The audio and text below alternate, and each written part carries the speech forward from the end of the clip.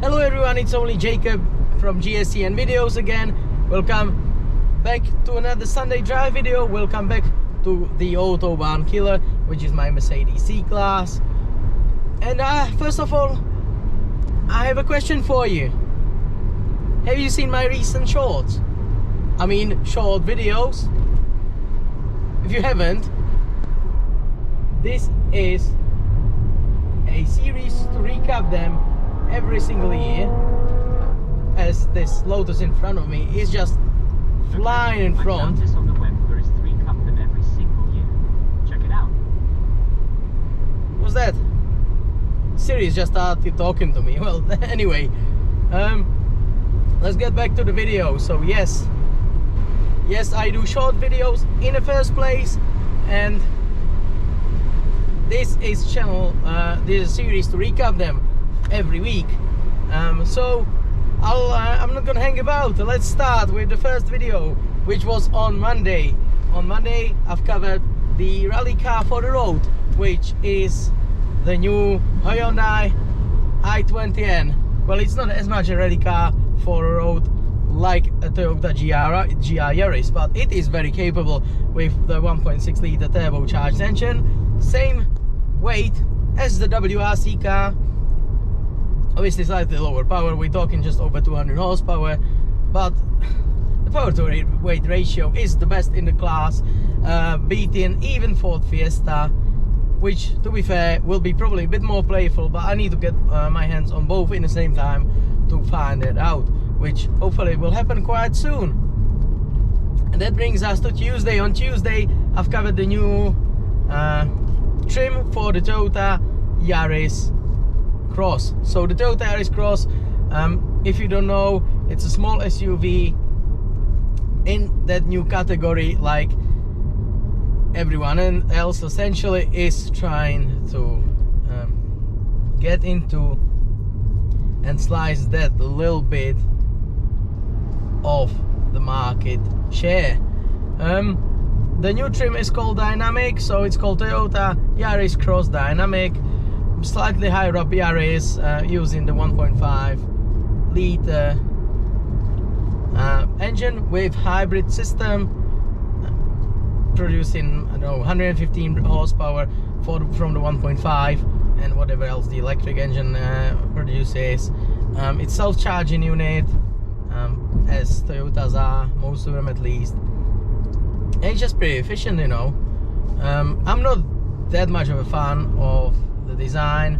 The Dynamic is a bit more rigid, a bit more rugged, a bit more like off-road-ish SUV style type of thing. Really, I'm not into the cars like that yet, at least, you know.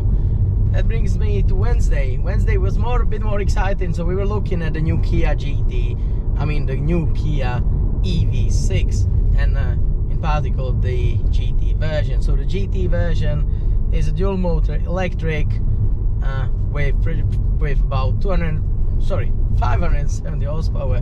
So it's trying to beat cars like a Taycan S, you know, or Taycan 4S, to be fair. And it probably could do it. The 0 to 60 time is under 4 seconds.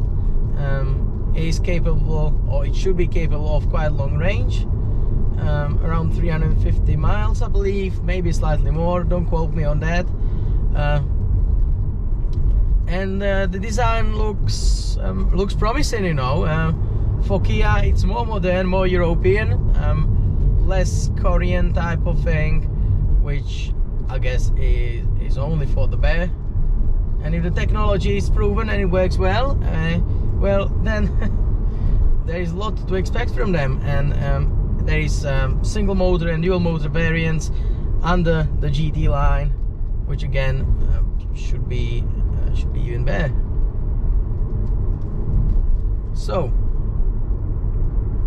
where we get then?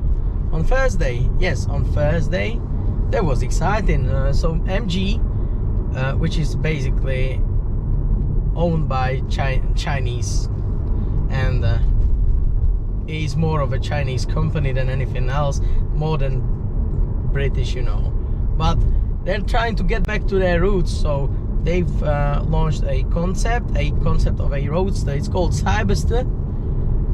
It's taken in the design from MGB Roadster, MGF Roadster, these type of things, and applying that into this modern sports car with electric motors, again full EV, with 0 to 60 time of in between 3 to 4 seconds, and it's a roadster. It could be quite exciting. It looks very exciting as well. It's using a lot of modern technologies and innovations, and I just can't wait for the details, which will be revealed in Shanghai Motor Show end of this month, which is, as I said, exciting. So we'll see what's gonna happen then. So that's for MG. Quite exciting news, isn't it? Yes, so that's kind of what that was about. And what's more exciting, I started a new series, that hopefully more people will appreciate. So this series is aimed on affordable sports cars. I mean, affordable within different regions. So I've set different brackets for prices, and I'll be covering what cars you can purchase in that price, what cars are good to purchase in that price, what to look for, even in the short videos, and all that around. And I'll follow those videos up with upgrade videos, like what's the best maintenance, what's the best upgrades for those cars, you know, in them videos. And I'm not sure whether I'll do it as a short format or long format for them upgrades. I just want to make it more interactive and actually a bit more for people, you know. And hey, it's gonna be a lot of fun, isn't it? So what I did on Friday was a beautiful car which you can afford within £30,000 price mark. Now you need to look for a car that has a good history. Best is for like a good approved dealer or like proven dealer. And oh yeah, it's around with cars here. Everyone is going for the Easter walk. Yeah, so this car has 4.3 liter V8 manual or semi-automated gearbox, and in the end of the day it's a true British sports car. So this true British sports car is nothing else than an Aston Martin V8 Vantage. So, and what a car to start with, right? Beautiful looking, beautiful sounding car, producing 380 horsepower, which is plenty enough. The car is not the lightest, but it's not about that. It's about the experience, and what an experience. I drove a couple of Vantages before and absolutely loved it, and I hope I can get one for the channel, at least for a little review of like a modern classic, which this is a way better than anything else, isn't it? And yes, so that brings me to the other end of spectrum for Saturday, where I've covered a car that I absolutely love and enjoy, and I used to have one of them. The car that you can get brand new for under £30,000. Mine was a 1.5 liter SEL. Here I would be looking at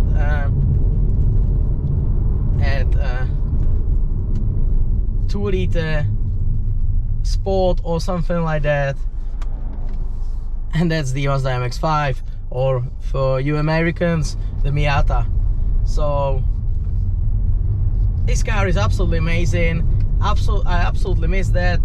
I sold it just before Christmas and replaced it with my practical Autobahn killer, right? But I mean, I miss that car every day.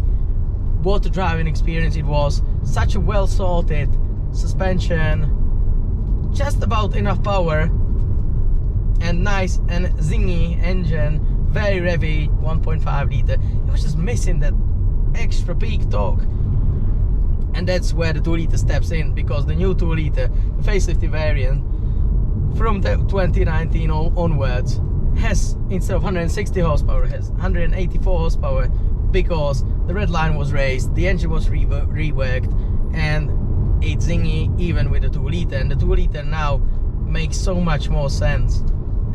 And what else you want? You spend 30 grand, you got car with 3 years warranty, you don't have to sort anything, you can put sports exhaust on the car, and some sticky tires, because well, depends which way you want to go. If you want to slide it around, keep the stock ones. If you want to enjoy its agility, just put some sticky tires on it, like a 4S's or something, and enjoy the drive. I mean, the MX-5 is an amazing car, which you've probably seen on my few videos when I started this channel. I mean, restarted this channel. So yes, I mean, that's the car, isn't it? And what about for today? For today, again, I'll probably carry on in doing this sub 30 grand fast car series, just because there was nothing launched, nothing exciting really happened. So that's why.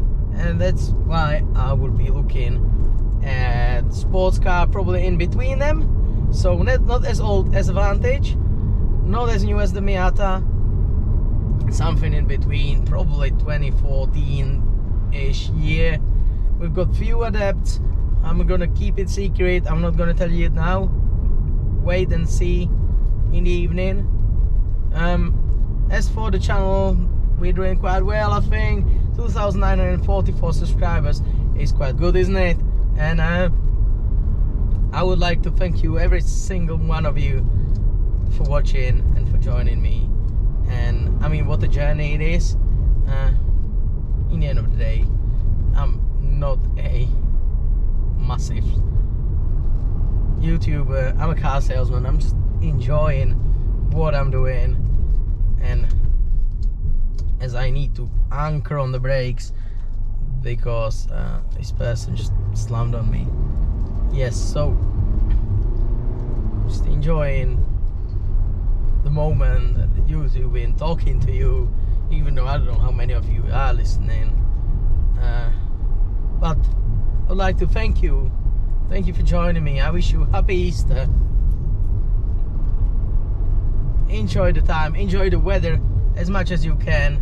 Hopefully very, very soon everything will open up and we will be able to enjoy our lives again. So thank you for joining me, and I'll see you next time. Bye. It's not a game, it's a rich thing.